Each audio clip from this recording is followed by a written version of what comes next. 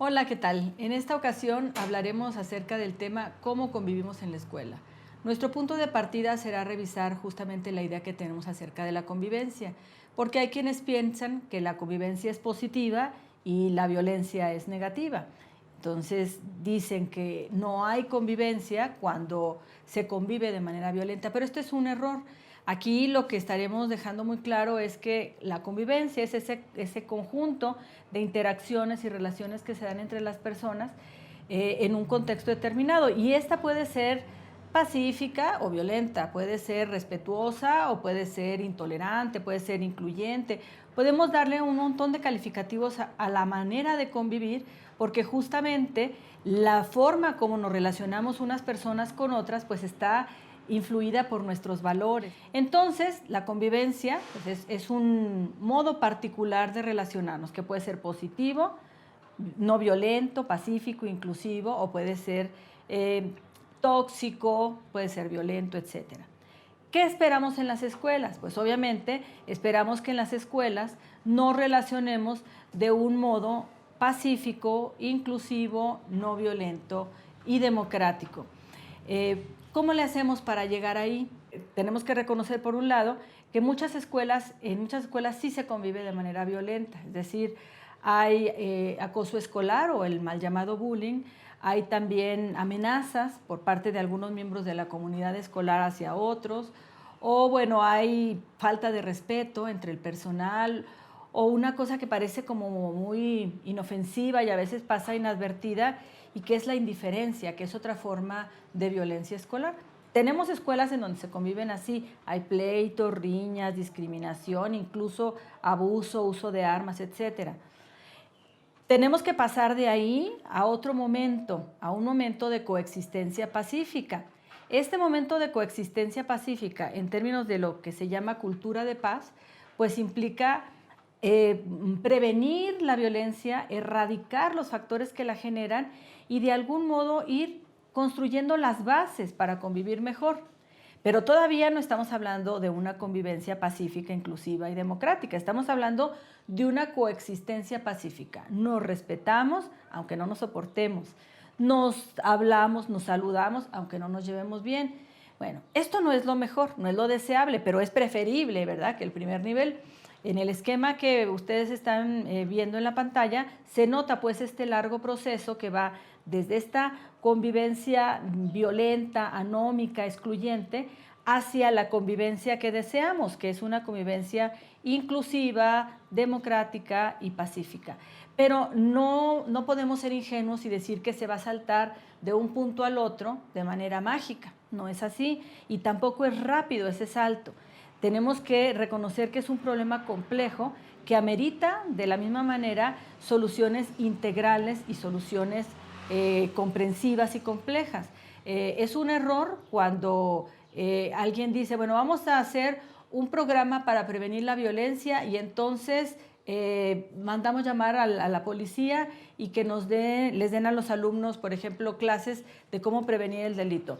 Esa es una acción, puede ser buena, puede tener impacto, pero no es suficiente. Más adelante vamos a ver cómo tenemos que engarzar las distintas estrategias. Entonces, si consideramos que para llegar a este ideal de convivencia escolar requerimos un largo proceso en donde se vayan resolviendo paulatinamente todos los problemas que tenemos, se vayan resanando, digamos, todas las heridas que han quedado abiertas en la comunidad escolar y generando nuevas prácticas culturales, nuevas formas de convivir, pues ahí iremos avanzando. La pregunta es ¿cómo? ¿Cómo le hacemos? Pues el primer paso es conocer las características de nuestra convivencia en la escuela.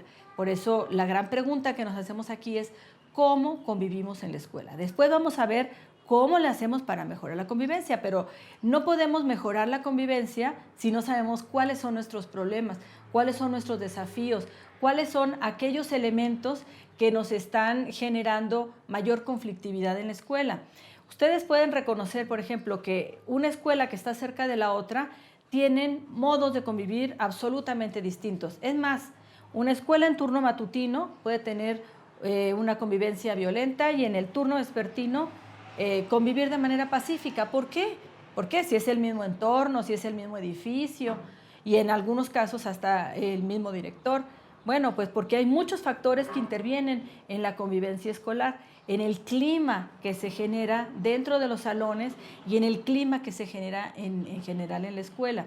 Entonces, la manera como convivimos es producto de lo que todas las personas hacemos o dejamos de hacer en la vida cotidiana, entre unas y otras, y con respecto del entorno.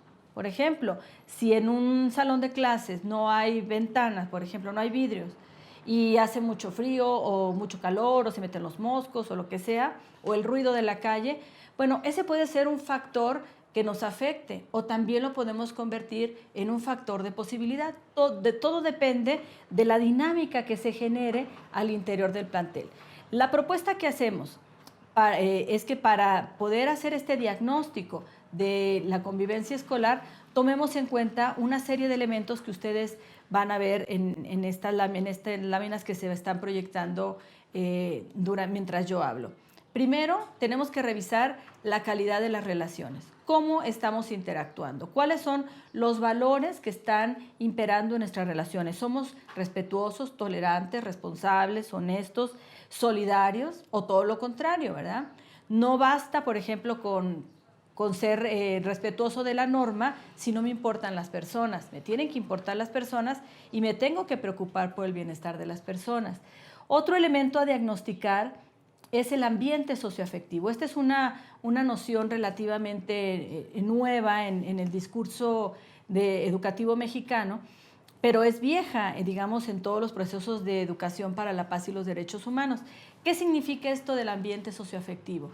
Bueno, que lo que ocurre dentro de la escuela ponga al centro a las personas en toda su magnitud, su corazón, sus sentimientos, sus miedos, su intelecto, sus capacidades, sus limitaciones, y no los veamos a los maestros como un simple administrador del currículum o a los alumnos como un repositorio de información. No, todos somos personas y llegamos con miedo, con frustraciones, con muchas ideas, con intereses, con gusto.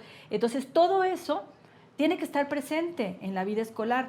Dicen que la educación no puede ser efectiva si no es afectiva. Entonces, dentro de este diagnóstico tenemos que ver la calidad de las interacciones. Una pregunta, por ejemplo, que nos haremos en los cuestionarios que se sugieren para este diagnóstico es: ¿los alumnos tienen confianza en sus maestros? ¿Les pueden platicar de sus cosas?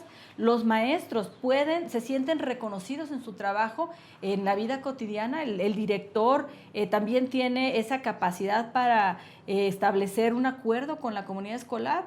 ¿O todos estamos como con la espada desenvainada y ninguno de los que está ahí en la escuela tiene ganas de estar ahí? Eso es parte de lo que estaremos diagnosticando. También tenemos que fijarnos en el clima de justicia. ¿Qué quiere decir esto? ¿Cómo son las normas? ¿Quién las define? ¿Todos las conocen? ¿Hay normas injustas y estas es posible replantearlas? ¿Los estudiantes, los padres de familia realmente participan en la elaboración de las normas o de los acuerdos de convivencia? ¿O son normas básicas que implican prohibiciones para los alumnos, pero no se especifican sus derechos y tampoco se especifican los derechos del profesorado y las obligaciones de todos, incluso de las familias? Entonces, este es otro elemento que influye en la convivencia. La convivencia es democrática, es decir, hay espacios suficientes para que todos los actores del proceso educativo puedan participar expresando sus opiniones, sus propuestas, planteando estrategias de mejora, etcétera. Preguntarnos si la convivencia es pacífica, o sea, qué tanto tenemos en la escuela el problema del acoso escolar, el problema de las amenazas o del uso de armas, o de las pandillas que entran a la escuela, o de grupos delictivos que de alguna manera han tocado a la escuela y que están generando un ambiente de tensión. Otro elemento a diagnosticar es el tema de la diversidad y la inclusión. ¿Qué tan inclusiva es nuestra escuela? No solamente hablamos en la inclusión de la aceptación de niñas y niños con discapacidad, sino también de las diferencias culturales, de las diferencias sexuales, de cómo trabajamos, por ejemplo, la equidad y la igualdad de género. Entonces, todos esos elementos pesan a la hora de valorar cómo convivimos en la escuela. Finalmente, también está, digamos, la otra parte más estructural, la parte de la organización, la parte del cómo se toman las decisiones en la escuela, cómo se ejerce el liderazgo, cuál es el papel de los distintos actores en materia de toma de decisiones y de ejercicio del poder. Y el ambiente físico, que el ambiente físico también tiene un papel importante en el momento de identificar la convivencia, cómo es la convivencia en la escuela, porque a veces, como decíamos, el ambiente físico juega en contra, pero dependerá de lo que hagan la comunidad escolar justamente para trabajar, digamos, ese proceso de aprovechar las condiciones físicas de la escuela para generar un buen ambiente, una buena convivencia escolar.